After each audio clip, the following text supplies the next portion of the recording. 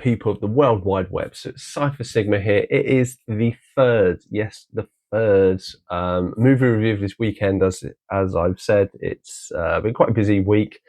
So this is, as you would already have seen on the thumbnail, this is the Toxic Avenger. This is technically the 2023 film because that's when it was made and produced and going to be released and then held back and then re-released again, so to speak, in a bigger format in 2025. It comes from director Marcone Blair. I didn't really recognise anything from IMDb what he'd been in, and it centres around Peter Dinklage's character, who is Winston, Jacob Tremblay, who plays Wade, his son, and then you have Taylor Page as JJ Doherty, kind of a news reporter, Kevin Bacon as Bob Garner, Elijah Wood as Fitz Garner, Julia Davis as Kissy Sturvenon, if I pronounce it right, and then Johnny Cavan, if I've got that, as Fad Breakable, kind of the big boss man. But also a very big shout out. So Luisa Guerrero actually is the body double of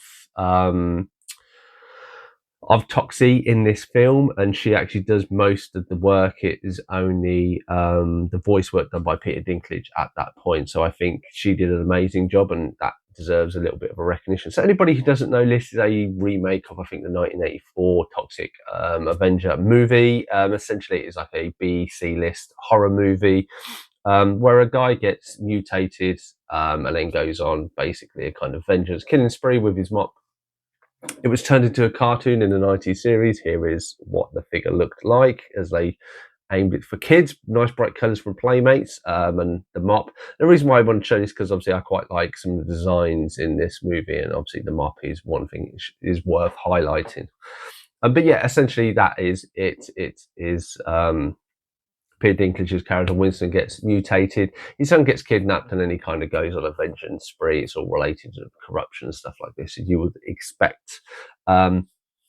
There is a bit at the beginning of the credits and an end credit scene.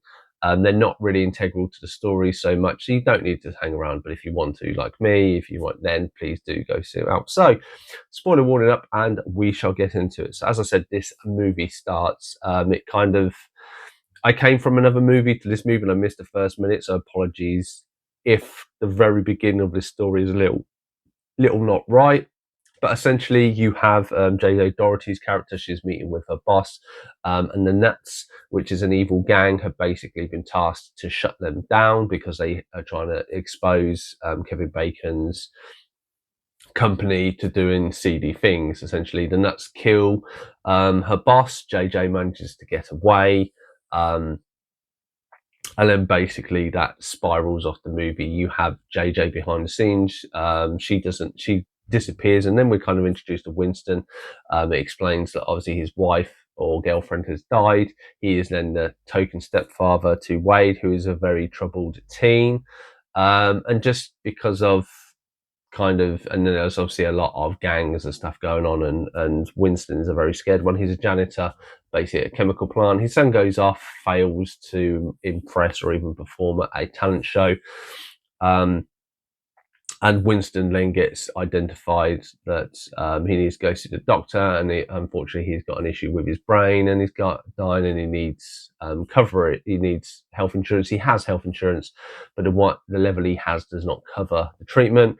He then goes to a ball to meet with Kevin Bacon's character, asks for help. They say they'll help him, but it's kind of a stint, and then they kind of shrug him off.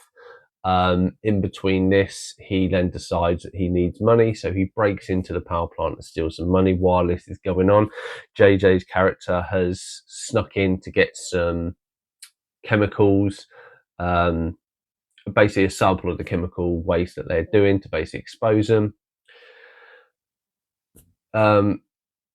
Basically, there is a altercation when these two collide. The toxic waste that she gets ends up mutating a mop, while the Nuts are going after these to realise that there's been a break-in. They go to stop JJ, but unfortunately Winston gets killed, thrown in chemical waste, and he gets mutated to this character.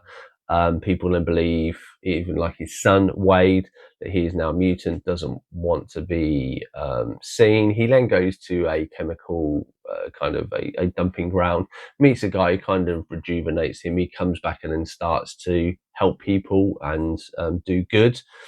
Leading up to the point of Kevin Bacon's character, he's being threatened by this mob boss. He then tasks his brother Fitz, played by Elijah Woods, to kidnap the boy. And then obviously he goes on a vengeance spree, kills everybody, kind of the end. And then obviously you have his son kind of realizes that his dad's worth it and stuff like this, and it's all hooray. Yeah. And then at the end, there's a grilled cheese scene. Not to give too much away. What did I think about it? I rated this 5.5. For me, it was an all right movie. It essentially, to me, felt like a C-list horror movie, just with a bigger budget, a few more better actors in it as Peter Dinklage and Kevin Bacon. The story is kind of that level, the acting, the most. I mean, Elijah Woods is in it, but he doesn't have too much to do. He's kind of the henchman with the nuts that are not really, they're really rubbish. They get killed, and then he kind of saves the kids. So it kind of is like, why would you work for your brother who's a mastermind and do evil stuff by killing people? But then when a kid is involved, you then magically do a 180. Didn't kind of make sense in that horror. You know, it wasn't written that well to convey that, but maybe it's just that sort of movie. I say it was all right. It's enjoyable. If you turn your brain off and just enjoy it, I did. You know, I say I did like it. The reason, as I say, I showed a little character is because of obviously the design, the props team for the mop, and obviously, as I said, Louisa Guerrera, who did the body double, the prosthetics. The prosthetics was really good. Obviously, how Toxie come across. Being a shorter person in this, come really well to melt.